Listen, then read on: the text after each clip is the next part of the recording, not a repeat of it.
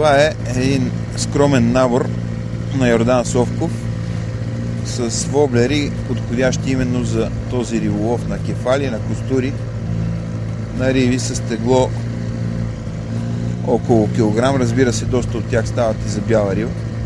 Това е най-новия модел на Ugly Duckling или ружно паче, както е по-познат. Това е на рапала. Това са прословутите хорнети на салмо. Това също е ружно паче.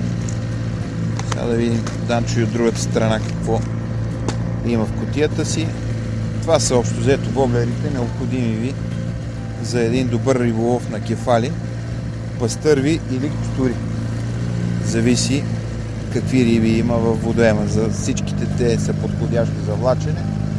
Когато воблера е малък, се изисква малко по-бърз ход на лодката, за да може да играе добре. По-едрите воблери с големи лопати играят и при по-бавен ход, но тук кефалът на практика е всеядна риба. В различните периоди от годината сменя своето меню.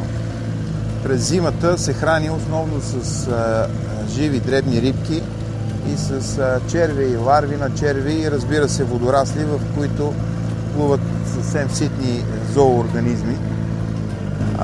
През пролетта започва да се храни доста сериозно с земни черви, торни черви, с всичките тези лакомства, които носи дъжда, носи пролетното пълноводие, независимо дали става въпрос за риболов в река или в язовир. През лятото кефалите се ловят изключително добре както на животинска, така и на растителна стръв. От животинската стръв като че ли най-много предпочитат